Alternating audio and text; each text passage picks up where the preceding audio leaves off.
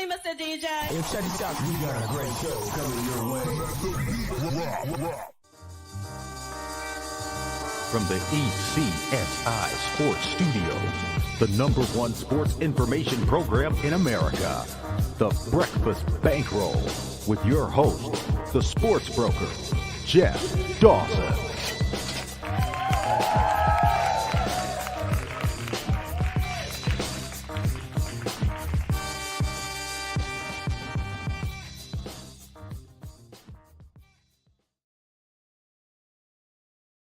Good afternoon, sports fans from all around the globe.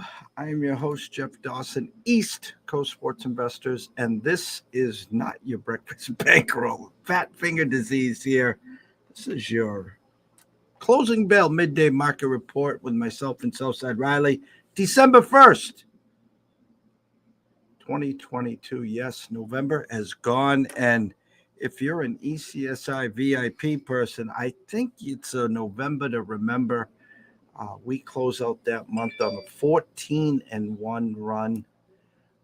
Last night capped off with a little sweaty. It was a little sweaty. We had over 130, 128 Vanderbilt. Some got 128.5. Vanderbilt and VCU landed on 135. We have officially started this week 4-0. Closed last week at 10-1.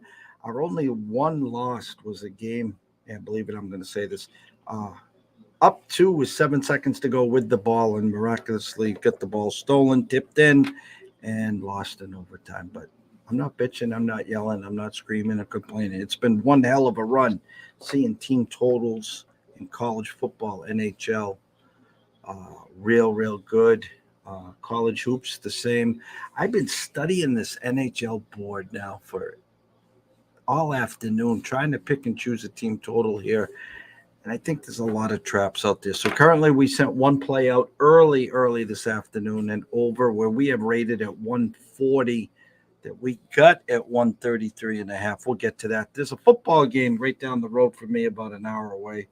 Bills and Patriots, a game that opened at 5.5 and 44 and a hook. Right now as we speak at circa Bills -3 and 43.5. I mean, is Josh Allen hurt? I know it's the Super Bowl for the Pats. It's kind of a must win. Bills have been winning, not covering their third straight road game. Obviously, they played 2 in Detroit because of the snowstorm. Now they come over to Foxboro for a big Thursday night game. But without further ado, let's bring him in. The one and only Mr. Southside Riley himself.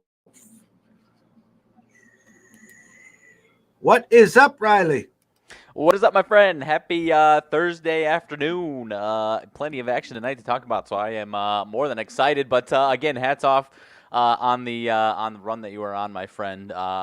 We had I took the advice and took the over to the window yesterday. I was surprised I was able to get 127.5 when I did, but a little sweaty, not too bad. I mean, I was feeling at the worst, maybe we'll get some free throws to get us over for sure. And I don't know what it ended. I turned it off once it got to 130 or so. So, because there were, like I told you, there was about 8 other games I was paying attention to. So I was just in for the total and got the hell out of there. So I'm ready to rock and roll. We've got I don't know if there's 0 Big Ten basketball games on, but obviously, the Big Ten ACC over with now. So.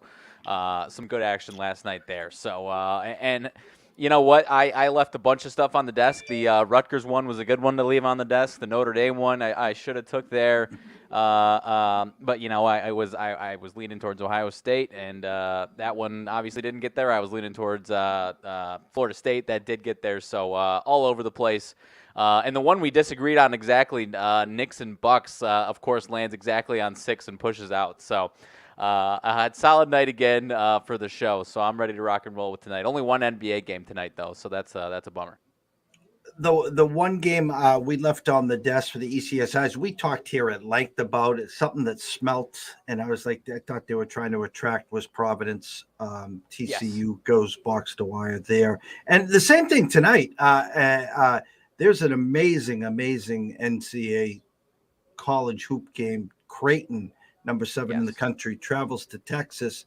a number they're begging you to take Creighton. It's a 6.5. It's 7 now, I think, at most shops. Listen, this Creighton team, a lot of people, I know Matt Peralta and I have talked at length in June and July, grabbing 40 to 1. It's down to 15, 18, 20, 22 to 1 right now.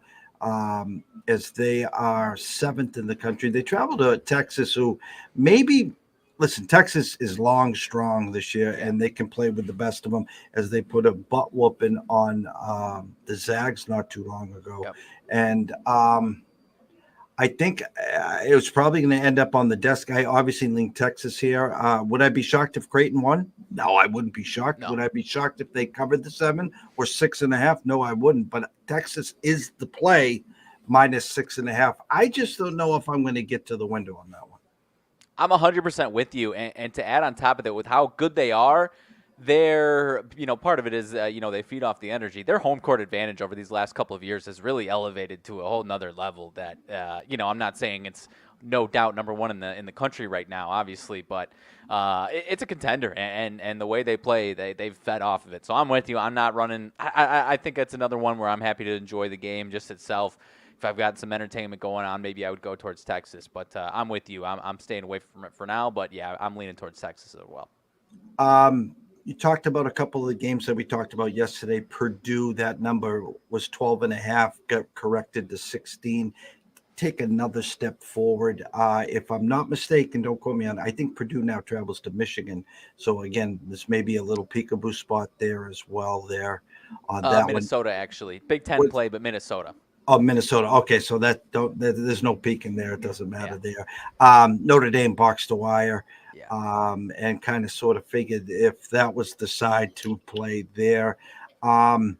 Couple other games again, back forth, back the Ohio State Duke game. Duke coming off the loss there. Tough call there for you in the Big Ten as well. And then Indiana took care of business against UNC. I didn't get a chance to watch as much of that one, but it seemed like the stretch that UNC's had, the 4 overtimes, and I'm drawing a blank on who they played before that, but that seemed to cause attacks on them. I think like we talked about, I think they'll be fine come ACC play, March, whatever it is, but not quite reaching the preseason expectations there, but on the contrary, Indiana has so far hit every expectation so far. So I'm interested. I'm drawing a blank on who they've got to open up. They've got Rutgers at the rack this weekend, so that'll be a good test of the Rutgers home court advantage up against Indiana there. So and you were right. You turned me off of it, and I'm glad you did. As far as the Rutgers on the road, maybe pump the brakes. Let's get one on the books. And it wasn't a bad game. They had a chance, obviously, but just couldn't pull it out there. So there's some good college basketball now through this whole weekend. I'm excited. Just a little FYI, Ken Palm, the number 8 ranked Indiana Hoosiers, as you said, traveled to the rack. Ken Palm's got Indiana 69-66, so probably look for a 3.5 number. Public will definitely push that to at least 4 come on Saturday there. So we'll be digging in deep. What was your guess for tomorrow night's Illinois-Maryland game? I forgot what your guess was because I'm seeing it online now. My guess with an Illinois-Maryland was a Maryland minus 2.5. That was my guess. It's looking 1.5 2. FanDuel's 1.5, DraftKings 2, and that's all I see in front of me here. Yeah, and I think Illinois will be the side that the public takes. They'll take the. We're waiting for the Terps to blow up like they usually do. Listen, I've had zero success with them. A Friday night, a Sunday night, them as a favorite against an Illinois team. I mean, come on. But listen, he's got them playing pretty damn well right now. He does. And I mean, everyone, as far as what people have seen of this team, you got a 0-7-0 record for Maryland. But I would say the majority of people who have watched just the top teams in college basketball probably were pretty damn impressed with Illinois beating UCLA. So to see them as an underdog would probably be pretty intriguing. Obviously, though, Illinois can't legally bet on their own team, though. Otherwise, you would get a pretty big fat public dog there as far as Illinois. But I'm sure I would be willing to bet it's still going to be a public side tomorrow. All right. The Thursday night clunkers, the NFL. Listen, it was funny. I was on air last night with Anthony Pepe on Die Hard Sports Map Radio, and he's a part of the VIPs. He's on the Fabulous Run, and it was funny. He says, Jeff, I have to ask you a question. He goes, Sundays, do people just reach out to you and say, Jeff, it's Sunday, it's the NFL Sunday, and here you go, you do the action parlay? And as I said to him, I was like, I've been doing this for January 1st will be 8 years, and I've stuck to the script. I believe in Quicksand Sunday, and it is impossible to win long term in the NFL. Listen, we've had 65% in the NFL for a season, but it's easier to dive into a Monday night game. It's easier to dive into a Thursday night game than it is to take the full package at 1, 4, and 8 on Sundays. And I believe that. And he chuckled when he goes, no, I'm just asking. And it's true. You got tonight's game. You got a divisional matchup. You got a Buffalo Bills team who's now played 3 road games in 12 days, 2 in Detroit. Now they come to New England. And the New England team, again, 3 games in 12 days. A line that opened at 5.5 and 44 and a hook. At circa, Bills -3, -120, under over of 43.5. I'm going to give you the stage to start this up. You know what? I haven't been jumping in as much on Thursday and Mondays the last 2 or 3 weeks, but I have had a lot of success playing the against the public side. The why is this one so short line? As far as people still believing in the Bills tonight, I expect to be the case. I don't know that I'm running to the window because this Bills team over the last couple of teams has still handled business against the Patriots team. Aside from that, whatever you want to call it, tornado in Buffalo last year, windstorm in Buffalo, the 40-mile-an-hour wind. Aside from that, Buffalo's handled business, but I'll be damned if you find me laying points with the Buffalo Bills tonight. Something stinks here. Like you said, this is the Patriots Super Bowl. They lose this, especially the way their division's stacking up, but also obviously the entire AFC East in general. This is their maybe not last stand, but essentially as far as in all likelihood their last stand here. So I would be a hard lean towards the Patriots and the points at home tonight.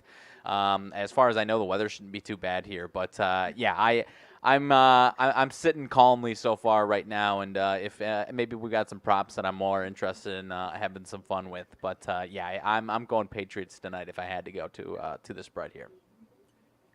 Reason why? I mean, as far as it's I don't always fade the public, but on a Thursday night game with what many people believe is the best team in the league or best 3 teams in the league, and you've got all the public side on the Bills, I'm interested in the Patriots, especially the way this thing's dropping here. So, just so, did you say to circa it's down to 3, but -120 for the Bills there? Correct. It's 3 -120, and it's the total too is 43.5. Listen, this is smack dab 23-20 written all over it. Yeah. And I'm not. So you're telling me, the Bills aren't getting a 24. Never mind 27, 28, 30, or 31. And the weather's fine. There's 8-mile-an-hour winds. It's mid-30s. There's no snow, sleet, rain. I need to know what the hell's going on with this Buffalo team. You know what? If I ever had a chance to call BS on a Thursday night game where the Patriots are the sharp side, this might be the one because, like you said, the all signs point to the Bills should be fine, right? And like I don't know if it was you or Mr. Lucky asking on Twitter, is Josh Allen hurt or what's going on? But I don't know, and you would have to just put all your eggs into the believing in this Patriots coaching staff defensively, I guess, and them having their best game of the season. But I don't want to say I'm calling BS on it because I'm certainly not taking the Bills with what we're seeing here. I'm absolutely not. But it wouldn't surprise me if we see 27-20 Bills victory here. But if I had to do anything, I would be taking the Patriots here. Okay, so I'm going to explain this to everyone here. The line opened at 5.5, okay, and 44.5. The total. You guys can do whatever the hell you want with the total. Mm-hmm. Let me just explain this to everyone that's listening here. It opened at 5.5 for a reason.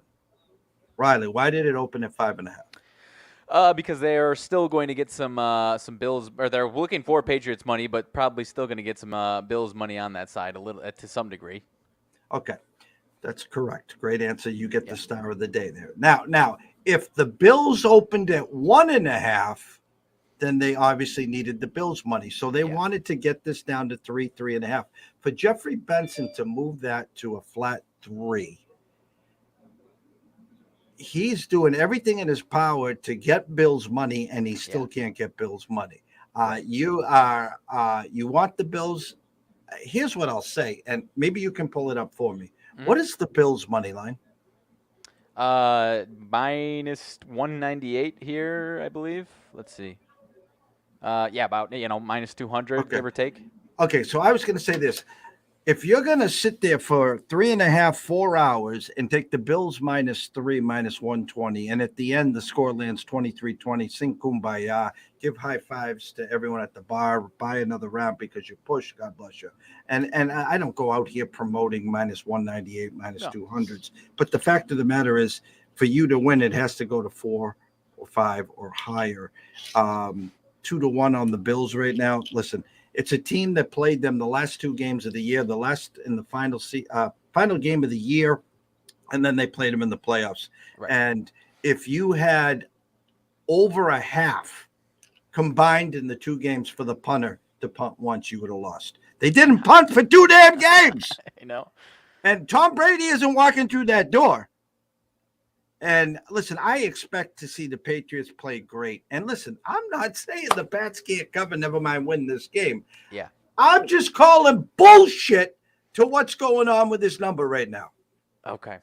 And I'm kind of glad, because in my heart of heart, this is one where in a lot of cases, and with Jeffrey Benson dropping it to 3, that's obviously something that you don't see too often in a situation like this. But whenever it's a 2.5 and we're in this type of situation, then I'm very interested in the plus 2.5. But no, I like I said, you have the tornado game, windstorm game, whatever it is, where the Patriots took care of business. That's obviously not happening here. And the other 2 games, like you said, the Bills absolutely took care of business.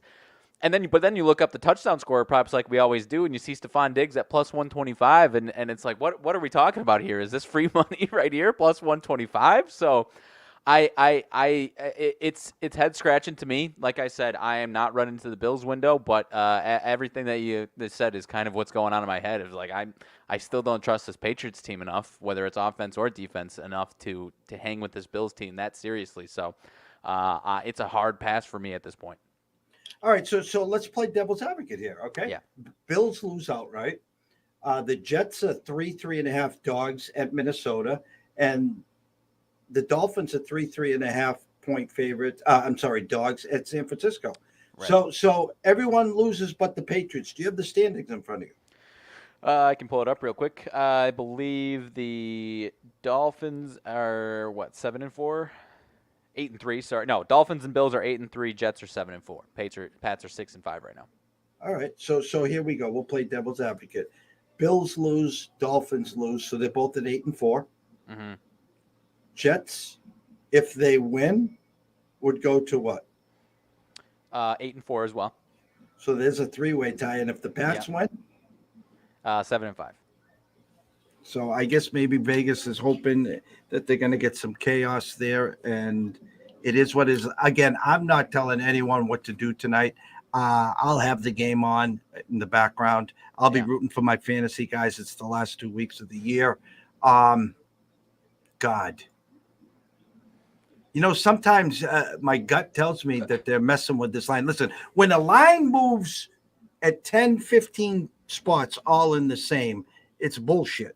Okay. Yeah. It's copy and paste. We're going to do what your next door neighbor is going to do. Okay. The line opened at 5.5 for a reason. Now, if something is really going on with Josh Allen and the elbow, God bless you guys. You did. Different story. Totally different story for sure there. And a lot of times I call, whenever you see that type of movement and everyone's head is rolling as far as 5.5 to 4.5, 4, even sometimes 3. That's why the dropping it to 3 is eye opening. But down to 3.5 is different. When it's 5.5 to 4.5, 4, it's how often is a game going to land exactly on 5-point difference? So I typically call BS in a lot of those situations as well when everyone's talking about line movement and whatnot. But one of the other eye-opening spots to me, as far as looking through some of these props, Ramondre Stevenson being minus 120, whatever it is fine. I can understand that. To score 2 touchdowns, plus 440. Next closest, Diggs at 7-1. I'm not saying I don't like those types of odds to score 2 touchdowns. It was just eye-opening.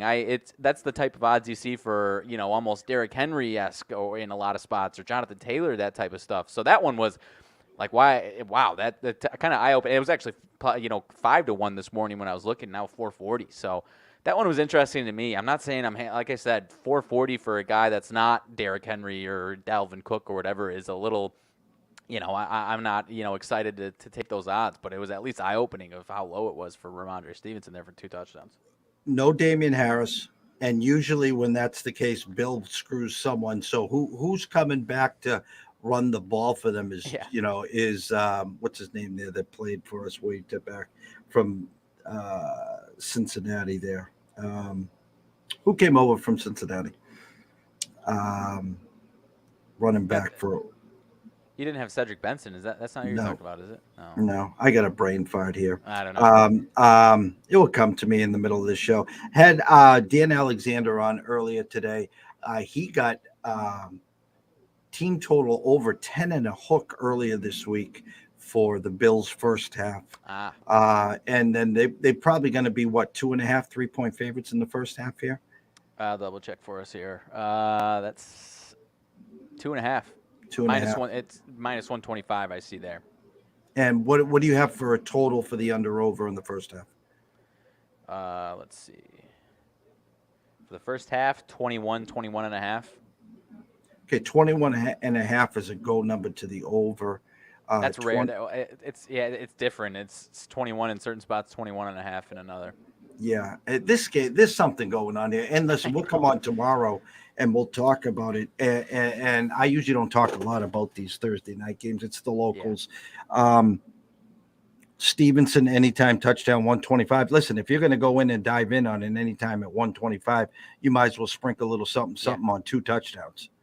Yeah. I mean, it makes 0 sense, number one. Number two, Bill always tries to take your number one threat out of the game. Yeah. And that's Stephon Diggs and obviously Joshua Allen. Now, Bill has always had problems with mobile quarterbacks. So if the edges are not contained in their lanes, what's Josh Allen's rushing props? It's got to be in the 40s. 2-1 to score a touchdown, 46.5 rushing yards. I had 48 on the brain there. He should go over 46.5 there. What's Gabe Davis's anytime touchdown? 3-1? Let's see. 51.5 for his yards, 220. Yeah, so if he takes Diggs out, then Gabe's the guy. And I for some reason, this is just on the brain. I'll say anytime touchdown, but if you got first time touchdown, who's the first TD scored today? Stevenson obviously would be the first thought, but I'll go on the Buffalo side. Knox, what's Knox today? 13-1 to do for the first touchdown score, 280 for the anytime. Yeah, so I think Knox is a good spot there as well. Listen, guys, and I think Dan brought this up real good. If you caught a 5.5, you caught a 5, which is the no man's number. When the books throw out a 5, they just want the public and the sharps to take it from there. Hey, we're throwing out 5. You're going to take it to 5.5, 6, or you're going to take it down, and they're taking it down there as we speak to 3. You can get 3.5 everywhere else. Jeff Benson must have had a bag or 2 come in this afternoon on the Pats at 3.5. He's dropped it down to 3 there. Props for you on tonight's game. I agree with a lot of things you were saying. I'm interested in I don't like laying chalk with a touchdown score, but I do like Ramondre Stevenson there. The other guy that's been getting a little work for Buffalo, but I think he's only got 1 touchdown here so far, is and maybe this is finally more of a breakout. James Cook for Buffalo could be a nice one there. Or even I think his yards total was pretty damn low, 16.5. So if you're expecting him to break out, then you go over 16.5. If you don't think so, then obviously you stay away. But it is Let's see. I just had him up here, 450 for a touchdown. Let's see. So I'm interested in that a little bit. I could see Josh Allen getting in the end zone 2-1, but I like Ramondre Stevenson there. Like what you said about Diggs. I mean, I wasn't rushing in the window with plus money. I think he was plus money last week, plus 110, and he ended up getting in there. So now even higher plus money is a little rat poison for you there. So. I like what you're saying with Gabe Davis and Dawson Knox. I'll stick with James Cook for the Bills, and I'll go Ramondre Stevenson, and then I'll go Harris is out. Who's the Patriots backup running back? That's a great question. Bolden's gone. I don't even know. They cut J.J. Taylor. I couldn't even tell you at this point who. I don't even know if you pulled up the depth chart. I could tell you who it would be. Yeah, I'm trying to find it right now because maybe they don't have those odds. But let's see. Pierre Strong, Kevin Harris. Strong's the rookie. Harris. I mean, there's really not much back there. This could be Ramondre.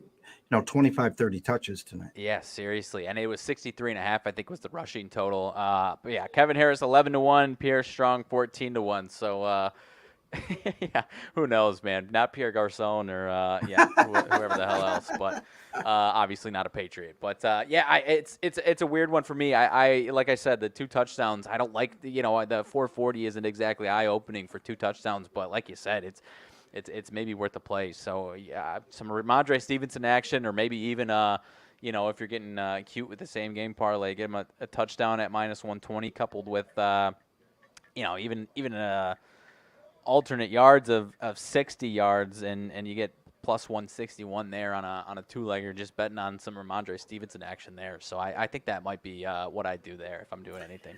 The Cincinnati back that we took over, bad attitude. Corey Dillon was the name I was looking for. Of course. Corey Dillon. Yes. Again, Stevenson, anytime, minus 125, God bless you. If you go in there, sprinkle a little pizza and beer money on him to score 2 touchdowns or more there. Jacoby Myers is active for the Pats there. He should get back into the swing there. Again, on the Bills side, Gabe Davis at just over 2-1.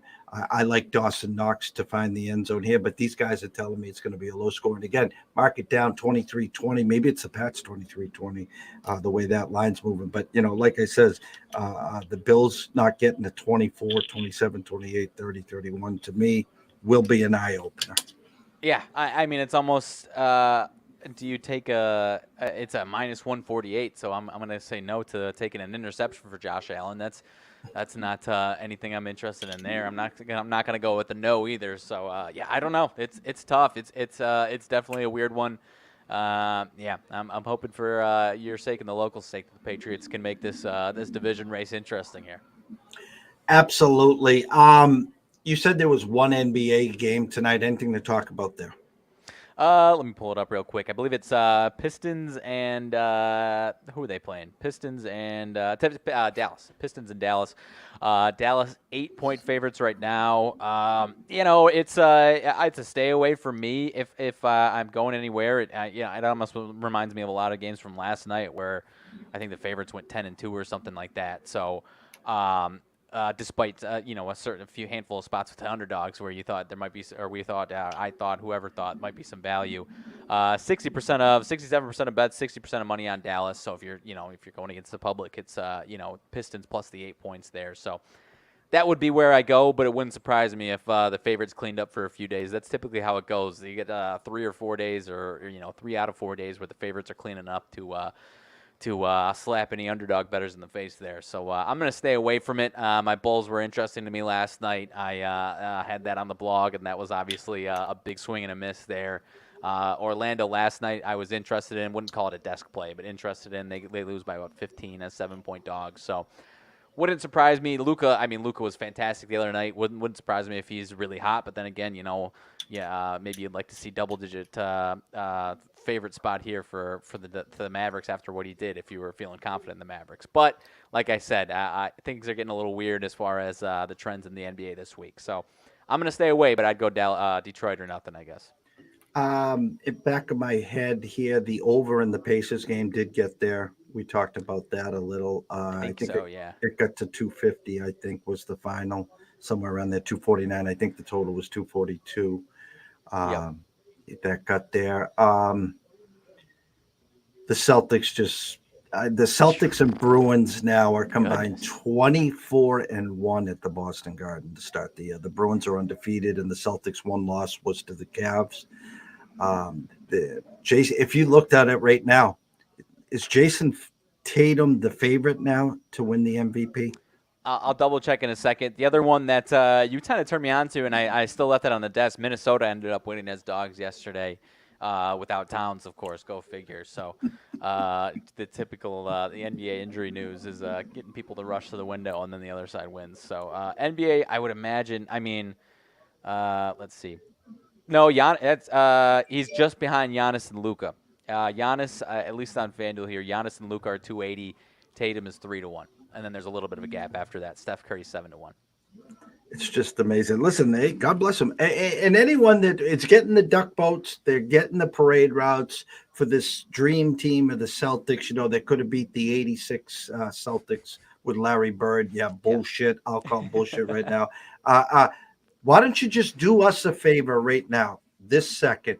Why don't you go back a year ago and tell me what the Celtics record was? Okay. And then next month on January 1st, go and tell me what the Celtics record was. Okay. Because they sucked and then they went on the miracle run. Okay. So we need to just pump the brakes just a little. I mean, listen, I know Time Lord isn't back yet. And when he comes back, they're going to be even better.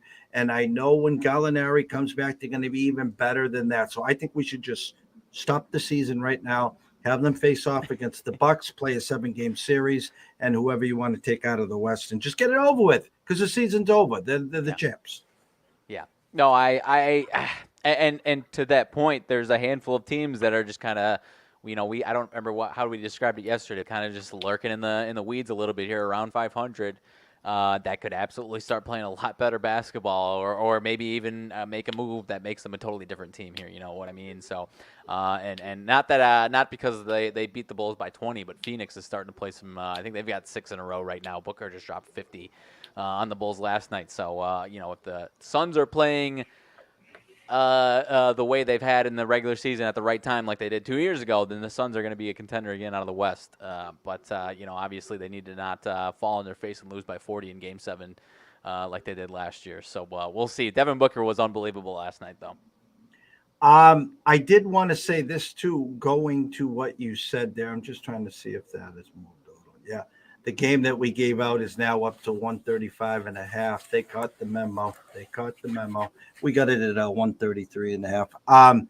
The other thing is teams that are half in, half out come trade deadline. You could see some big names moved to get into the sweepstakes for the one by Yamba and the number 2 kid as well. Yeah, even just my Bulls are an interesting case right now where, certain people are saying they need to tank, which I don't know. That's not really, that's a little quick to judge. I'm not saying this team is a title contender, but I think they're closer to making an aggressive move to acquire a superstar as opposed to tanking for the Victor Wembanyama sweepstakes. And by the way, we tried to do that a few years ago, and we got the 7th pick in the draft 3 straight years. So. I'm not really welcoming the tanking talk for my boys, but you know what? I talked about it, and finally Sam Smith, who's been covering the Bulls since the Jordan era, finally kind of affirmed what I've been saying as far as the Bulls are kind of a sleeper to make a big move. Unless you believe that what they've got right now, or if Lonzo's the missing piece, and they'll be back to the 1 seed in the East like they were before he went down last year.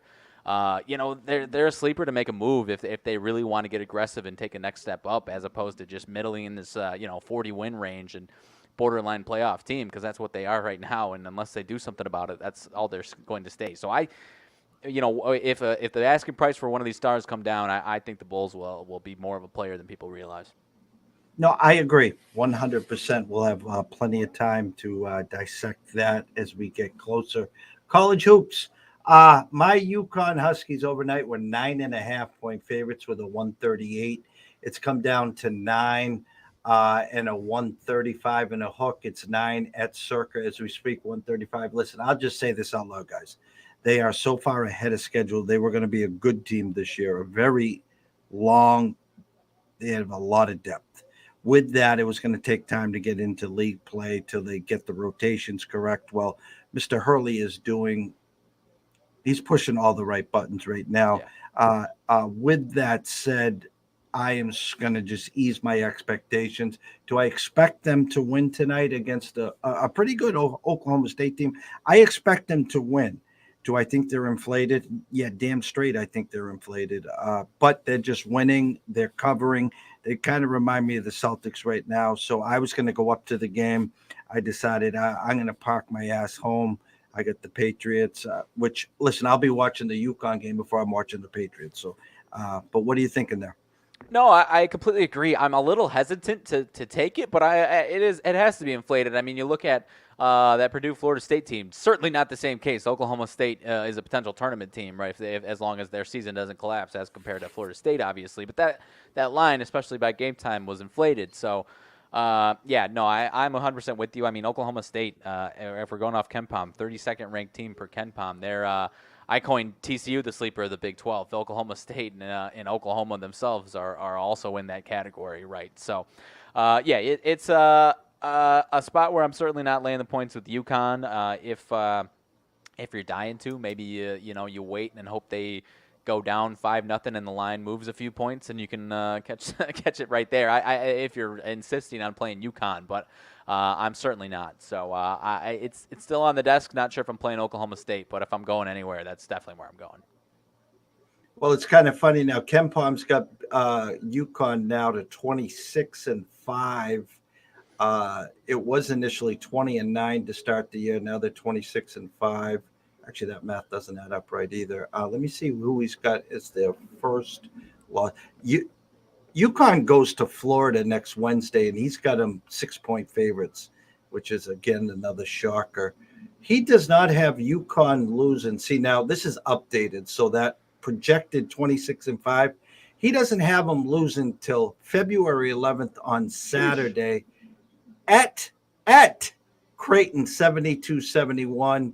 Oh, actually, no, let me back up. See, these glasses, it's just for show, guys. I was going to say December 31st at Xavier. Is that not one of them? December 31st at Xavier. He's got them losing by 4 there. Okay. Then he's got them losing. No, hold on one second. No, he's got them winning by 4. The first game, he's got them losing 1 game this year at Creighton. That's it right now. They're projected to win every game but at Creighton and lose 72-71 on KenPom. If you guys got KenPom, go take a look at UConn. He's got them losing 1 game, and that's there. And if you don't have KenPom and you enjoy college basketball and you wager on these games, I think it costs $21 for a full calendar year. Yeah. It's well worth the effort. $20. I mean, I've got something I paid $100 for the entire year, so $20. Yeah, 100%, man. Even if just some of the surface numbers aren't bad either, but obviously nothing compared. Like you're saying, you're getting a full season projection on your hands there. So, what about? I don't want to if it's too much tax for the computer, I don't want to make you do it. What about Oklahoma State? What are they projected for them at this point? 5-2 now, I think. Yeah, he has them at 17-14, a loss tonight, and then they go to Kansas, and they'll be 7-point dogs there at Kansas.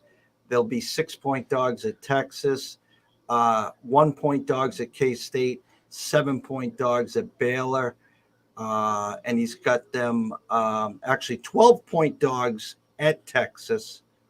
And he's got them 6-point dogs at home against Texas. So he's got them 17-14. They need to do a little better to get in the tournament. Yeah, no kidding. They've got a couple, not huge games, but games they should need to win, to prove that they're that team this month. Virginia Tech, Wichita State, and then obviously conference play there. So I don't know. I'm still undecided if I want to jump on the Cowboys train tonight. But, like I said, I'll stay away from UConn tonight. It's a decent board. It's not a huge, big board. I talked about the headliner, Creighton in Texas, an overnight number of 7 and 140. and it's still 7-140 right now at Circa. It's 7-140. To me, guys, I'm just saying this out loud. If you want to dive into that game, I'd buy the hook. I'd take Texas minus the 6.5. Let me see, 7-140, 75, 65, 75. What is the Texas team total? My guess would be 73.5, somewhere around there. Spot on for Texas, 73.5. Creighton, 66.5. All right. I think Texas will get there. I just think they win by 8 or more. At Creighton is very, very good, but the number to me is large for a reason. They're begging you to take Creighton tonight. I'm 100% with you. I mean, I understand how good Texas is, but they also want to buy the sizzle with Creighton 100% there. So, but yeah, Texas, as long as they're playing the way they've played, they're a wagon right now, and I'm certainly not getting in the way of them. So I'm excited to watch this one for sure. If I'm going anywhere, I'm with you. I'm going Texas. The board's yours. I mean, Seton Hall, Kansas, that's a 10 right there. The overnight number was a 7.5 and a 135. It's now a flat 10 and 138.5. Ken Palm has this at 72.63. He's got Kansas winning by 9. That one was interesting. If I was going to Kansas, I would have been interested maybe at 7.5. And now, if I'm going anywhere, I'm probably going Seton Hall or nothing. I mean, people obviously see Kansas. They're going to see, the defending champs.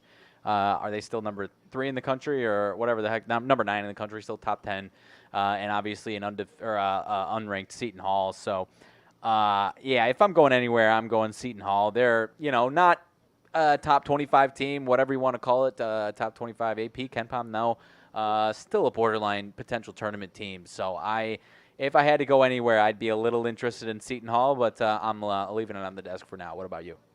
No, I agree.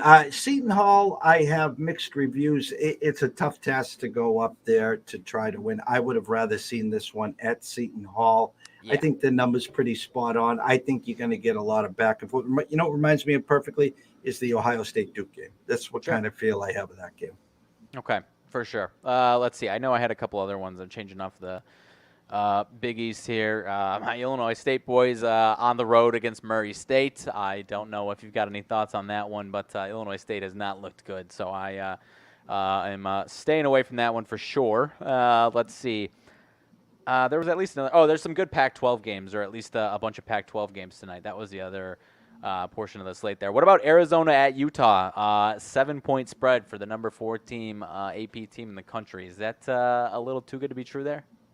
I just want to backtrack. Actually, he's got it at 12. Ken Palm had Illinois State at 282, Murray State at 116. Murray State's one of those sexy teams. Everyone remembers the run last year. They're a fun team. Guys, I know Illinois State has looked bad. I'm just saying it's an inflated line. Just buyer beware on that one. That's all I'm going to say there. Fair enough. Utah used to be a real tough place to come into. This Arizona team, I was wrong. Pretty damn good.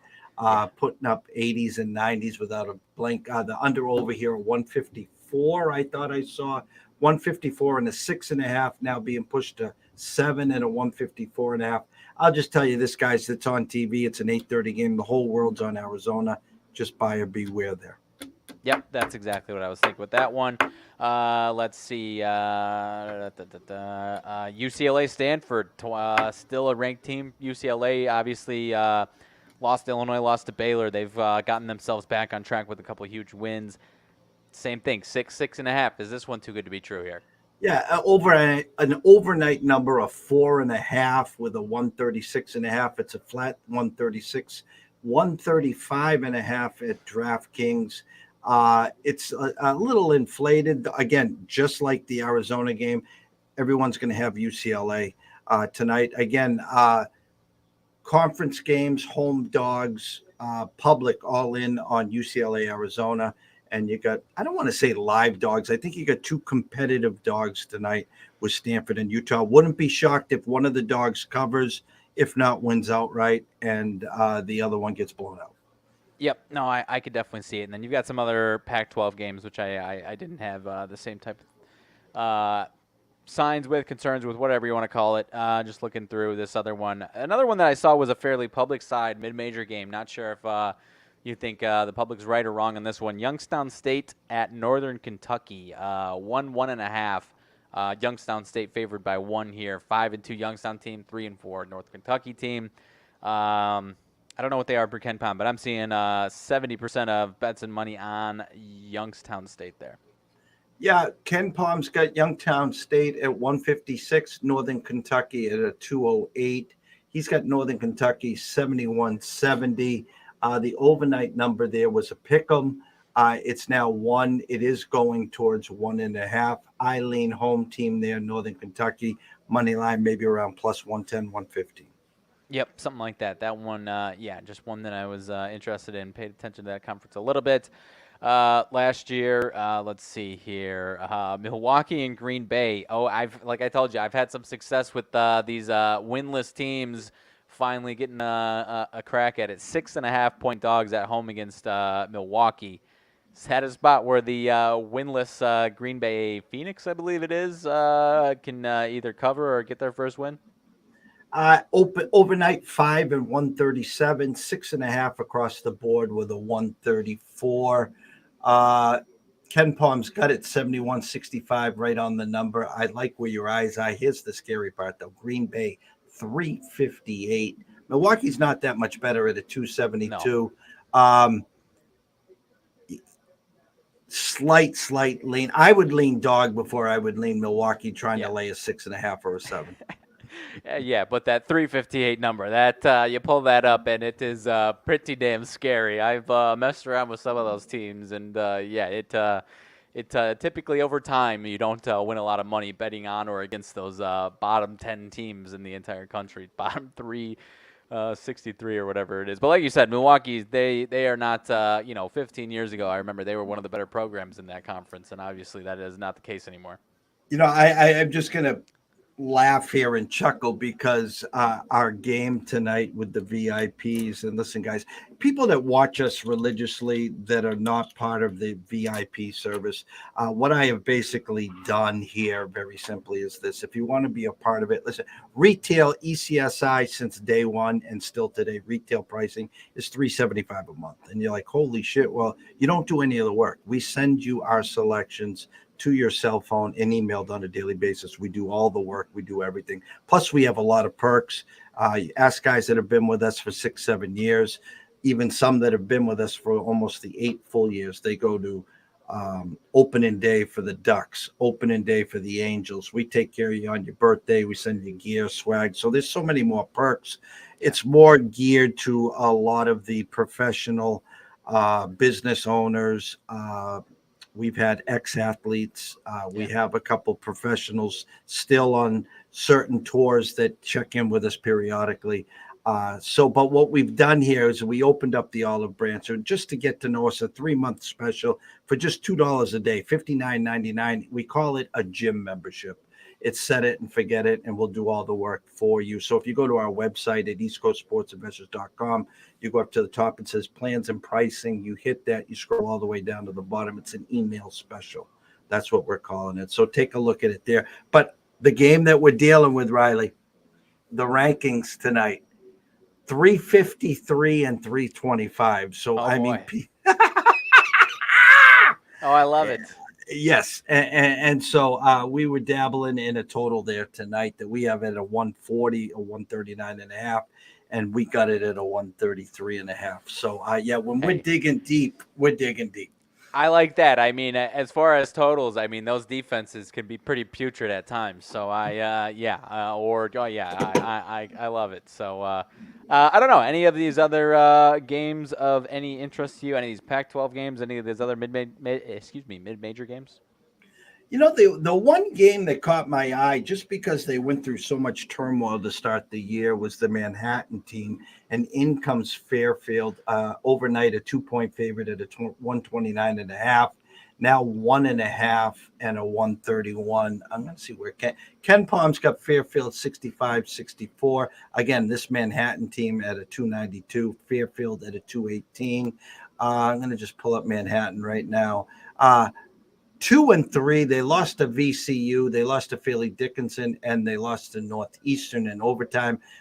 Mount St. Vincent, which is an unranked opponent, and Army there. So Fairfield comes in right now at 2 and 5. They lost to Wake Forest, UNH, Xavier, Wagner, and Mercer. They beat Townsend and Evansville.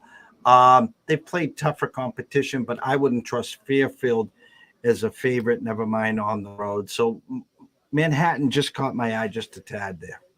No, I could see it for sure. And that conference has been getting more steam the last couple of years, obviously, with tournament appearances. Because that's Iona and Patino's squad, the same conference, right? Yeah. Yes. So yeah, those more people have had eyes on that than maybe 5 years ago, right? Yeah, that's a great Friday night conference, the MAC, MAAC, I think it is. You get them, you get the Ivy League, and it's a good lead into Saturday's big slate.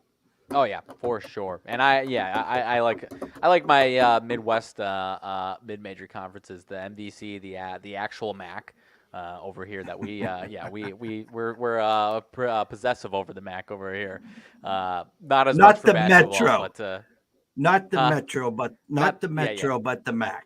Yeah, right. And then, the OVC not as much anymore. And the Horizon League is the other one that's been not as good as it was when Butler was there, obviously, but still, it's making a little bit of a comeback these last few years. In the NHL tonight, guys, there's 1, 2, 3, 4, 5, 6, 7, 8, 9, 10, 11 games. I've been studying these numbers now since last night into today. We've been smoking on the team totals. I was really trying to dig deep here, especially for the show, guys. And the team totals, I think there's traps everywhere tonight. You got 3.5s under 165 and 155 for Vegas, Pittsburgh. My gut tells me one team gets to 4, the other to 3. It's probably going to be a 4-3 overtime game there. The whole world's on Colorado over 3.5 minus 130. Buffalo 2.5 over minus 150. Obviously, I can't play a minus 150 there. Tampa and Philly. This is not your usual Tampa team, and Philly is just but ugly. 3.5s and 2.5s, no thanks. Nashville, New Jersey. New Jersey is a wagon like the Bruins right now. Their team totals over 3.5, minus 130. Nashville's just 2.5 over 120. New Jersey's playing defense at home like the Bruins have. No one's getting to 3, so I'd stay away there. That game probably goes under. This one had my eye. Edmonton and Minnesota. Edmonton 2.5 over minus 165. I can't play that. It's too steep. Minnesota 3.5 over 120. Again, this game probably goes 3-3. Who gets the 4 in overtime there? Carolina and St. Louis. Carolina 3.5 under minus 165. St. Louis 2.5 over minus 135. Anyone watching and listening here? This St. Louis team has been a sieve in the second and third period. If you get an opportunity to play Carolina, maybe minus a half goal in the second period or minus a half goal in the third period, take a look at that one. They've been a sieve in the second and third period there. Ducks at Dallas. Anaheim 2.5 under minus 145. Dallas 3.5 over 160. Too steep for me there. Calgary's really caught some steam. Montreal's been our kryptonite there. I think Calgary wins. They probably cover the puck line if you wanted to scratch an itch there. I lean Washington here on the money line to win the game against Seattle. Seattle is opened at 127. It's down to 114. I think the Caps are the right side there. I was about to ask you about that one. That at least from just I don't know, what about the NHL? 10, 11, and 3 against 14, 5, and 3, and it's 120, 100, minus 120 plus 100. That one stinks a little bit to me over here. See, and the funny thing is, I got the Capitals on the desk right now, but I've been doing so well on the team totals. I was trying to find a way to get into the team totals. They won't allow me because they got the Washington team total at 2.5 juiced over minus 170. I can't get in there. And so now do I want to go to the side where I would rather just have Washington get to 3 tonight because I think they're going to get to 3. Sure. But I'm not going to lay the 170 there. No, so I get it. do I play Washington here where Seattle's been lights out at home? But like you said, say the team records again for both teams. What I see here, 10-11-3 for Washington and 14-5-3 for Seattle. We were born at night, not last night, guys. So there. Florida, Vancouver is another interesting one. The team total for Florida, 3.5 under minus 120, and Vancouver, 3.5 under minus 145. This game probably, again, will get to 7, and it's 3-3 first, who gets to 4 in overtime. That's my thought there on that one. And the last one, Arizona at the Kings. Here's a funny one because the Kings are 3.5 over minus 130. Arizona 2.5 under minus 125. Yet it's a flat 6 all across. I think Arizona's sneaky to get to 3 today, but I'm staying far, far away there. I like it. And you got, as far as that Edmonton one, I at least know Edmonton on a little back-to-back action there last night in I don't know if it was in Chicago. Yeah, it was in Chicago. So, my Hawks got the 4 there for you, but, couldn't get it done. And again, the back-to-back in hockey, people want to say they're going to be sluggish and stuff, where it's actually the opposite. They seem to play pretty damn well on a back-to-back there. And listen, you can get some good plus money there on either side of that team total there. Again, Edmonton, actually, no. See, they're playing the game here. Edmonton team total 2.5 over 165. So I think they'll probably get to 3, but I'm not laying 165 to find out. And then Minnesota 3.5 over minus 120. I'll tell you usually what happens here. Wild win 4-2. That's usually what happens here. But I'm staying far, far away. Yep. No, I get it for you for sure there. I don't know that that Washington one. Maybe if I've got an NHL itch to scratch, maybe that's my play of the night there. Yeah, I think that's the right side. It was a 127 overnight. It's getting now Washington money. You still can get plus money right now on them at plus 105 at circa as we speak. Seattle's minus 115. Ovi and company carry a lot of weight. Ovi and Oshie. Yeah. Again, people could look at it and say, wow, that's a great value on a Seattle team that's won 14 games and they've been great at home. I get it. I do. I'm not saying that's not the right time. But as you said, you look at the eye test and you just look at the records. It kind of is supposed to be on Washington tonight. Yep, and I was checking to see if I can see the amount of bets. I don't know if this is consensus or whatever it is, but it's whenever it's under 1,000 bets on this app, it's always a red flag. As far as maybe I look at this a little differently because people aren't betting on this obviously, but this one's got thousands of people betting on it. So not the same case for me there. Closing thoughts. Nothing crazy. The only thing we didn't talk about, and I'm not much of a soccer or football fan or whatnot, but the World Cup had some drama today, man, and I respect the World Cup. I like to have it on. I'm not entertained by the sport, if I'm being totally honest, but it's always entertaining when you've got 2 games going on at once and they both directly reflect each other. So shout out to Japan upsetting Spain today, getting through, and poor Costa Rica had the lead 2-1 and obviously blew it, and it was going to be Japan and Costa Rica, and Germany and Spain left out. So it was exciting. It was an exciting finish. So I don't know how much I'll be watching other than USA, but it's been at least fun to watch, and I've been happy to have it on in the afternoons to have some fun going on. But aside from that, we'll have. You and I as at least what we last planned, we'll be talking some Big Ten football and basketball tomorrow. So I'll be looking forward to that, my friend. Yes. Tomorrow at 9 a.m., I'll be doing the Sportsbook Confessions with myself, Dave, and Brady. 11:30 my time, 10:30 your time. We'll do the Big Ten football. And came out that the Michigan back is done for the year. He is going to get surgery there. We'll talk, obviously, about the Big Ten football game on Saturday, talk college hoops on Friday, Saturday, and Sunday for you there. At 2:30, Andrew McGinnis will be on. We'll cross the border and we'll have him on a. We usually go Wednesdays. Health, little flu symptoms. He wants to come on, so we're going to do Friday at 2:30 there. Once we wrap that up, I will grab you and we will start a closing bell, and then we will have Mr. Lucky on at 4:15 to 5. And talking circa NFL. We'll do some recap of the Patriots. I think I saw on his tweet that he thinks it's Pats or nothing tonight. And listen, I'm not going to say the banana in the tailpipe here. I just don't believe what's going on with this number unless there is something seriously wrong with Josh Allen's elbow. The one name we didn't talk about on the Bills, and I'd be interested to see if you could pull up what his number is Singletary.